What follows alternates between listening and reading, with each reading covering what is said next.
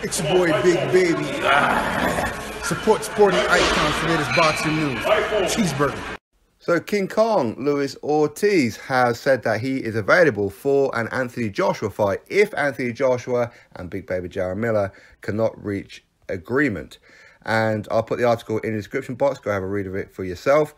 And I'll read out his statement for you right here. So Luis Ortiz's statement. Listen, I heard you mention my name 2 weeks ago and I didn't feel like responding because maybe like Wyatt and Joe Joyce, you were just using my name to show you got some cojones, which I believe that you do. But just in case, maybe Eddie hasn't informed you that my manager has already reached out to him. It was last month before you made that comment about me and advised him that I'm available. So look, if you want to fight, I'm here, and stop saying I priced myself out because I've never had no offers to fight you. With all respect to you for all that you have done, I'll fight you for just about any money that you offer me. So if you can't work out the Miller fight, I'm here and ready. I'll fight you in the USA or UK. It's on you. And if you think you're good and you want to test yourself, who better than me? Wilder and Fury are not available, and I believe in my heart to be the best. You must face the best. The only reason I'm reaching out to you like this is because maybe, just maybe, your people don't relay the truth. So here it is, Papa. Now the ball is in your court. In my world, I'm the boss. Don't get me wrong, I listen to my advisors and promoters, but at the end, everyone knows we make the last call. So just let me know, ASAP, your people know how to get hold of my people. King Kong Luis Ortiz statement. So, a couple of things that I like about this one is the fact that he's saying, I'll fight you for any money. That's a good one, right? Ultimately, if offers come through, who knows, right? I mean, it's very easy to say until you start getting into negotiations, right?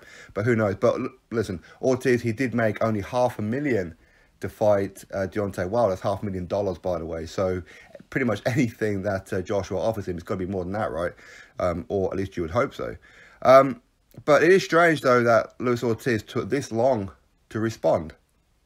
As I said, Anthony Joshua mentioned Luis Ortiz's name a few weeks ago, so why it's taken this long, no idea. But listen, there's a couple of reasons why this will be a good idea. Number one, it shuts up a lot of the Wilder fanatics, because, listen, Luis Ortiz, he had Deontay Wilder out on his feet in round number 7, and that fight could have legitimately been stopped. But Luis Ortiz, he made a schoolboy error and went headhunting and gassed himself out. So ultimately, he ended up losing that fight. Listen, Wilder did get extra help at the beginning of round number 8 as well. So yes, I fully understand if Luis Ortiz feels aggrieved about that fight. I fully get it. And he is a top contender. But listen, Jarrell Miller is undefeated. So there's the first one. And also, Luis Ortiz was already offered a fight with Anthony Joshua. Okay, a lot of you guys will remember, right after Klitschko and Joshua fought, Joshua got the WBA mandatory, or sorry, Joshua got the WBA title, and Luis Ortiz was the mandatory to fight the winner.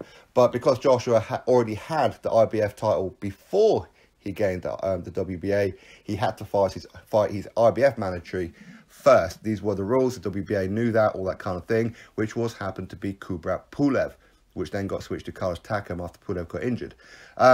And Eddie Hearn, he said that he reached out to Jay Jimenez, which is Luis Ortiz's manager, and said, listen, we know that you're the mandatory for the WBA and we will fight you next. But they didn't want to do that, and instead they wanted to go fight Wilder, okay?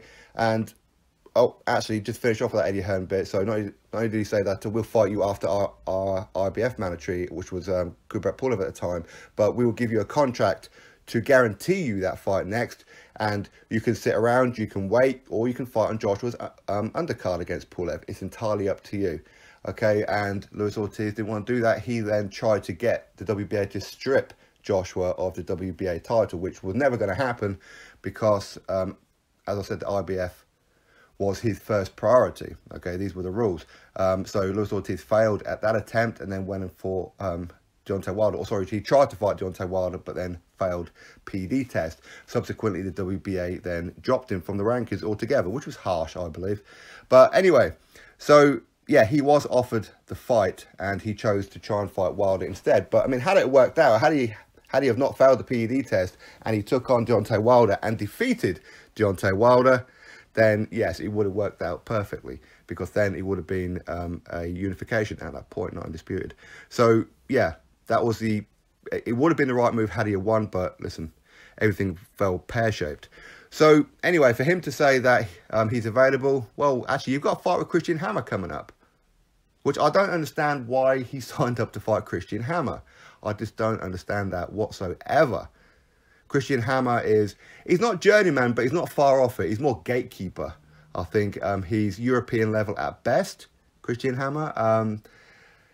He's pretty nippy on his feet. He did go the distance with Povetkin, but I wouldn't have thought for a second that he'd go the distance with Luis Ortiz, just purely for the styles.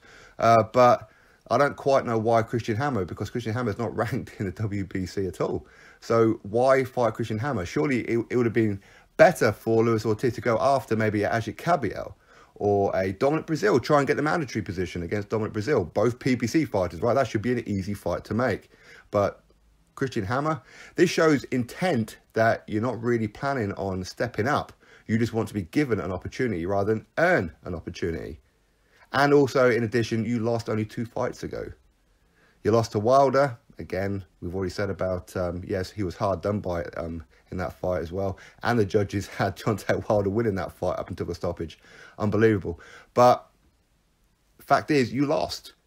And then you had 2 knockover fights, and now you're looking for another knockover fight. So you're not actually doing anything to force the situation, not at all.